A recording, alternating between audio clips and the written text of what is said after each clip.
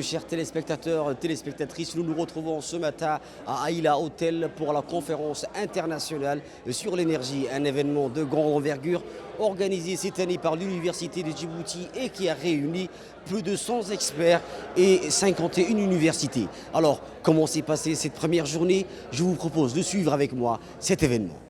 La conférence sur les énergies et applications s'est ouverte à Aïla Hotel, marquant un moment important dans la collaboration entre l'Université de Djibouti et son partenaire d'Istanbul Technical University. Une première journée riche en échanges et en découvertes a réuni des experts, des chercheurs, des professionnels du secteur de l'énergie pour discuter des défis auxquels des solutions innovantes dans le domaine de la transition énergétique. La journée a été marquée par des interventions scientifiques de haut niveau sur divers sujets clés dans la transition énergétique mondiale, les technologies innovantes pour réduire l'empreinte carbone ainsi que les nouvelles solutions de mobilité et de transport durable. Les discussions ont mis en lumière des approches permettant d'intégrer les énergies renouvelables dans les infrastructures existantes tout en répondant aux besoins croissant de transport écologique. Présidée par le président de l'Université de Djibouti, cette conférence a vu la participation d'experts et recteurs issus d'une cinquantaine d'universités à travers le monde. Les participants ont également eu l'occasion de découvrir les dernières avancées dans les domaines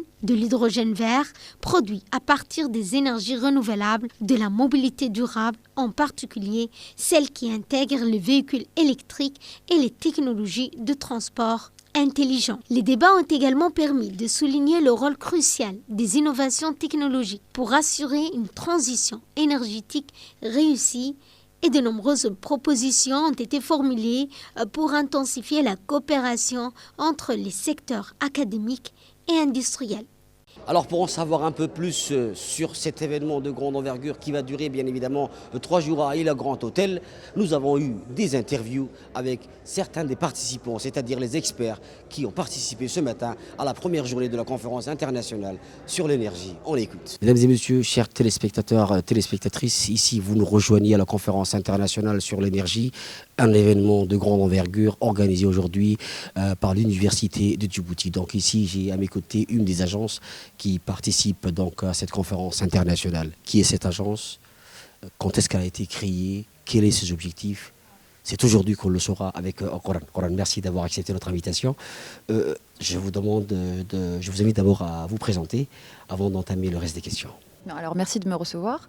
Je m'appelle Coran, je travaille à la Sovereign Carbon Agency en tant que coordinatrice de projet et relations publiques. Voilà. D'accord. Aujourd'hui, vous participez à la conférence internationale sur l'énergie. Quel est votre rôle? Le rôle de l'agence à la conférence est donc déjà de pouvoir promouvoir l'agence. C'est-à-dire l'agence est assez neuve, de montrer notre rôle et nos objectifs, mais aussi de faire la promotion donc, des énergies renouvelables et de la transition écologique et énergétique de Djibouti. Pourquoi il y a eu un besoin de créer cette agence? Alors ça c'est la grande question. Hein. Cette agence elle a été créée par décret présidentiel il y a 1 an et demi. Elle a été créée pourquoi? Parce que Djibouti a été signataire des accords de Paris. Et donc pour pouvoir mettre en place les objectifs, pour descendre les gaz à effet de serre, les émissions de gaz à effet de serre, d'ici 2030, il fallait pouvoir mettre en place un accompagnement à Djibouti, donc dans sa transition écologique et énergétique. D'accord. Depuis qu'on a créé cette agence, quelles sont les actions que vous avez mises en œuvre et qui sont aujourd'hui visibles? Alors on a plusieurs. On a beaucoup de projets en cours, réalisés depuis 1 an et demi, et puis en cours maintenant. Donc dans différents domaines, secteurs. Voilà. On a dans le secteur de l'environnement, avec la restauration et la reforestation des mangroves. Nous avons dans le domaine énergétique, avec la mise de panneaux solaires, voilà, et la promotion de l'énergie solaire. Là, on travaille aussi avec l'aéroport de Djibouti pour permettre à l'aéroport de devenir green. Parce on leur a donné des équipements. On les a équipés avec des véhicules électriques et solaires. Et on travaille aussi sur une accréditation avec l'aéroport de consommation bas carbone en fait, de l'aéroport. Okay. Ça, puis on a dans le domaine de l'éducation également, avec un grand projet d'électrification des écoles rurales en solaire. Nous avons, dans le domaine de la santé, nous avons travaillé avec une grande maternité de la région de Dikil pour l'équipement et la mise en solaire. Donc la maternité aujourd'hui totalement indépendante énergétiquement, en solaire. D'accord. Quels sont les secteurs que vous ciblez ? Alors les secteurs que l'on cible sont assez divers. Alors nous, l'agence opère dans ce qu'on appelle les ODD, les objectifs de développement durable, qui sont au nombre de 17. Donc ça peut être dans le domaine environnemental, dans le domaine agricole, dans le domaine des énergies renouvelables, totalement. Ça peut être dans le domaine social. Dans le domaine social, on travaille aussi avec l'Agence nationale des personnes handicapées, l'ANPH, en équipement adapté, et à l'autonomisation des femmes aussi handicapées. On travaille dans le domaine éducatif, social, santé, énergie, environnement. Donc c'est assez large tant qu'on rentre dans le cadre des objectifs de développement durable qui ont été, donc ce sont 17 ODD qui ont été mis en place par les Nations Unies. D'accord. Ok. Quels sont vos projets en perspective, c'est-à-dire les projets à l'avenir que vous allez donc mettre en œuvre ? Alors, on en a plusieurs, mais l'un des plus gros projets pour les 2-3 prochaines années, c'est de pouvoir faire la promotion de sacs recyclés. Des sacs recyclés. Des sacs recyclés. D'accord. Donc c'est vrai que dans la... Pourquoi ce choix ? Excusez-moi, pourquoi ce choix ? Ce choix, pourquoi ? Parce qu'on est dans une ère où l'utilisation du plastique est beaucoup remise en question. D'accord. Il faut penser à énergie renouvelable, il faut aussi penser recyclage. Quand on fait une transition, il faut penser à tout ça. Donc ça fait depuis vraiment beaucoup de temps que les Djiboutiens utilisent les plastiques. Donc comment comptez-vous remplacer le papier recyclé par le plastique ? Quelles sont les stratégies que vous allez adopter ? Comment vous allez convaincre le public djiboutien qui s'est habitué à utiliser des sacs en plastique ? Alors il faut que la population soit déjà réceptive. Ça, c'est un premier point. Je pense que la population djiboutienne est réceptive à avoir un environnement propre. Déjà, ça, c'est un. Deuxièmement, c'est de pouvoir le distribuer à grande échelle. À grande échelle, donc c'est-à-dire viser les supermarchés, les petits marchés aussi, les grands marchés, le marché de Riyad, tout ça. Et les petits commerces de quartier. Et puis de pouvoir permettre aussi aux consommateurs d'avoir un choix. Donc il ne faut pas que ça puisse être impacté sur lui-même, il faut qu'il puisse se saisir de ce produit-là et pouvoir le remplacer par le plastique sans que c'est un coût aussi pour lui. Ah d'accord. Voilà, donc il y a une volonté de la part du consommateur et il faut qu'il y trouve un intérêt aussi. D'accord. Voilà, donc les deux combinés, on peut voir un changement de comportement de la part et ce sont des produits biodégradables ? Ce sont des produits biodégradables. D'accord. Recyclés et biodégradables. D'accord. Donc, nous arrivons au terme de cette interview. Et quel est le message que vous voulez transmettre aujourd'hui au public djiboutien qui vous regarde ? Oui. Alors, le message que j'aimerais aujourd'hui proposer au public djiboutien, c'est que Djibouti a une biodiversité riche. On a un environnement qui est à protéger. Donc, nous avons une faune et une flore exceptionnelles. Donc, ce que j'aimerais faire passer comme message, c'est d'y faire attention à nos gestes du quotidien, être un peu plus éco-responsable, également dans notre consommation, faire attention un petit peu à notre environnement, tout simplement. Si on fait attention à notre environnement, on en prend soin, ce sera bénéfique pour tout le monde, que ce soit pour notre plus proche voisin, comme à tout le pays, en fait. Merci beaucoup, Roran. Donc, nous arrivons au terme de cette interview, mesdames et messieurs. Nous allons donc continuer tout au long de ces 3 jours de la conférence internationale sur les énergies. Nous allons donc vous faire parvenir les témoignages et les extraits de tous les experts qui vont prendre part à cette conférence internationale sur l'énergie. Bien sûr, un événement de grande envergure organisé cette année par l'Université de Djibouti. Ici, à mes côtés, se trouve actuellement le directeur de l'énergie. Monsieur le directeur, bonjour, merci d'avoir accepté notre invitation. Que pouvez-vous aujourd'hui nous dire sur l'organisation d'un tel événement en République de Djibouti? Salam alaikum, merci de me donner la parole. Donc, je me présente, Gouled Mohamed, directeur de l'énergie au sein du ministère de l'énergie chargé des ressources naturelles. Nous sommes très heureux aujourd'hui de participer à cet événement. Je vais vous dire quelques mots dessus. Donc, il s'agit d'une conférence internationale sur l'énergie organisée par un cercle d'universitaires. D'accord. Et donc, c'est vraiment un honneur pour Djibouti de tenir cette conférence à Djibouti. Les membres de l'université appartenant à ce cercle ont participé à plus d'autres réunions qui ont eu lieu ailleurs, notamment une dont je fais référence qui avait eu lieu à Istanbul. Donc c'est vraiment un plaisir d'avoir autant de chercheurs, de professeurs d'université agréés, des experts éminents dans le secteur de la recherche des énergies à Djibouti. Donc nous accueillons cet événement à Djibouti à grands bras et nous en sommes très fiers. D'accord. Djibouti donc, a mis en œuvre plusieurs projets concernant les énergies renouvelables. Où sommes-nous aujourd'hui? Très bien. C'est vrai, Djibouti a vraiment enclenché toute une démarche pour déployer son potentiel en énergie renouvelable, notamment bien sûr en adoptant une politique de transition énergétique en passant d'une consommation 100% thermique basée sur du fuel et des hydrocarbures, et en transition tend à passer complètement à 100% énergie renouvelable pour notre consommation énergétique quotidienne. D'accord. Donc on peut dire que les efforts ont été vraiment ont montré les fruits de tous les efforts fournis pour atteindre cet objectif.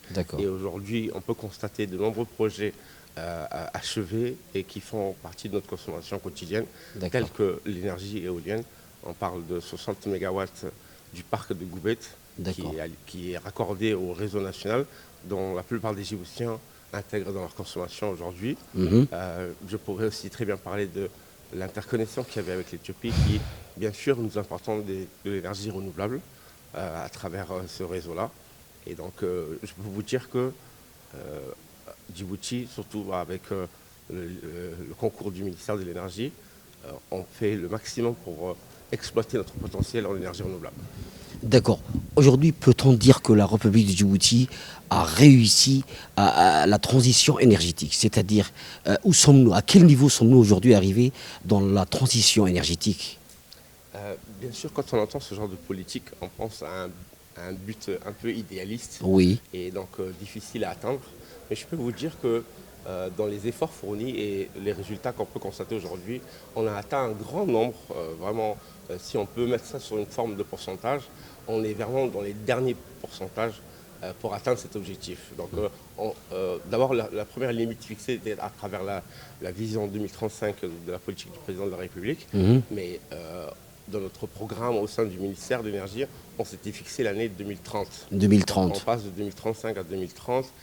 Et donc aujourd'hui, en 2025, il nous reste encore 5 années et on peut dire qu'on a déjà fourni plus de 80% de notre consommation énergétique en énergie renouvelable.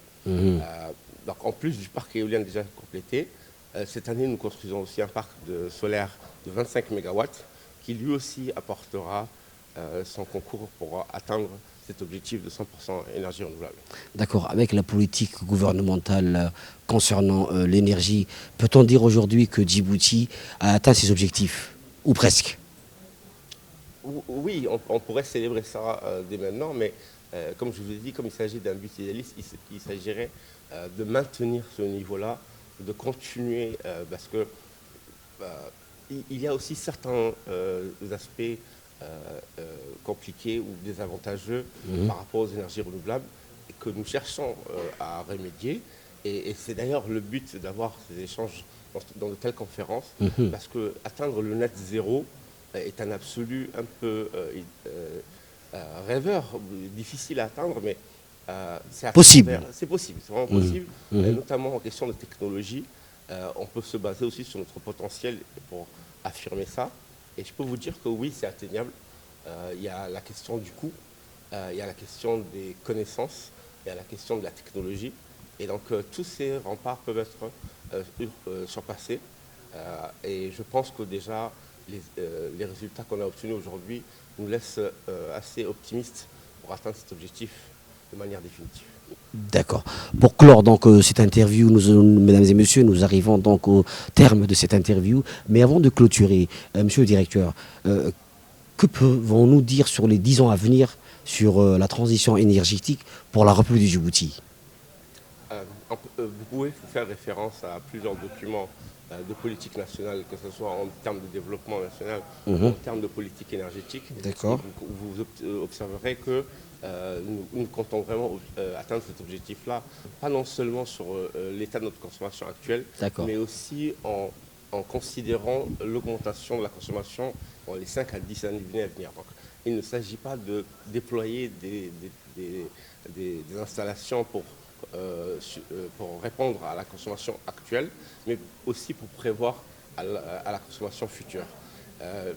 L'un des buts les plus difficiles dans ce genre d'objectif, c'est aussi de penser à la pérennité de ce genre de projet. Donc du coup, aujourd'hui, les thèmes de ce genre de conférence servent beaucoup aussi à trouver des solutions innovatrices ou intelligentes pour justement atteindre non seulement les objectifs prédéterminés, mais aussi pérenniser toute initiative qu'on prendrait. Mesdames et messieurs, pour en savoir un peu plus donc, sur cette conférence internationale sur l'énergie, j'ai à m'écouter un des experts venus du Maroc. Bonjour. Bonjour monsieur. Comment vous appelez? Professeur Ziani Mustafa de l'Université Al-Malik Saadi de Tanger, faculté de sciences et techniques de Tanger. Je suis expert en intelligence artificielle et sciences de données. Je suis là aujourd'hui pour participer à cette conférence d'excellence suite à une longue coopération avec Djibouti qui était datée depuis 2018 et je suis très honoré aujourd'hui de participer et de partager le savoir et le savoir-faire avec des experts qui viennent du monde entier.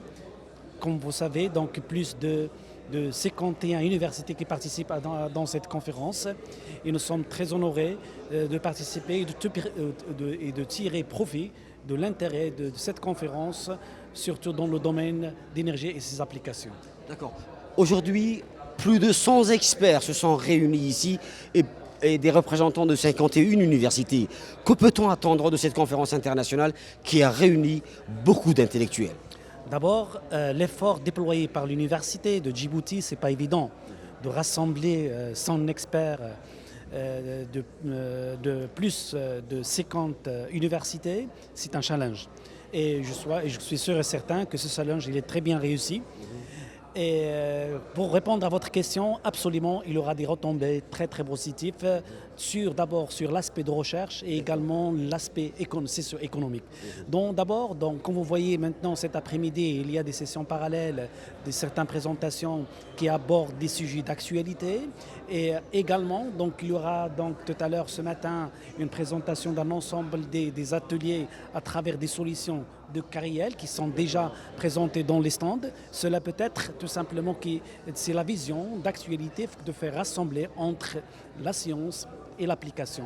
Absolument, comme j'ai déjà signalé, il y aura des retombées sur le pays, de développer d'abord les axes de recherche dans ce domaine et également sur la coopération à l'échelle internationale et plus particulièrement, on remarque une présence très très forte des pays africains et c'est la tendance actuellement, ce qu'on appelle la coopération sud-sud pour bien profiter de l'avancée technologique dans ces pays.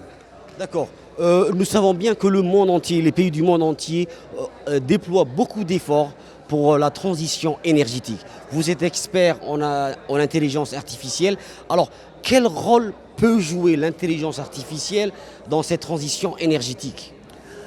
C'est une question très très importante et c'est une question normalement d'actualité et l'intelligence artificielle est appliquée dans tous les domaines et plus particulièrement dans l'intelligence artificielle pour prédire surtout ce qu'on appelle la consommation future qui reste bien sûr l'enjeu qui reste actuellement, c'est l'enjeu énergétique et d'ailleurs les ressources énergétiques à l'échelle mondiale ce sont très rares mais lorsque je parle maintenant à l'échelle de l'Afrique, nous avons des ressources très très importantes au niveau énergétique. Il faut les exploiter. Donc, l'utilisation des nouvelles technologies, y compris la technologie, l'intelligence artificielle, reste actuellement une nécessité absolue pour pouvoir développer des solutions bien adaptées selon le besoin et selon bien sûr l'utilisation l'exploitation de l'énergie. Et plus particulièrement, ce qui est intéressant, de garder d'abord la durabilité des ressources afin qu'on puisse bien sûr garder la continuation de la vie de notre génération qui viendra par la suite. Tout en profitant de cette occasion, quel est le message que vous transmettez à l'ensemble des participants et bien sûr au monde entier qui vous regarde aujourd'hui concernant la transition énergétique et surtout l'organisation de cet événement de grande envergure à Djibouti?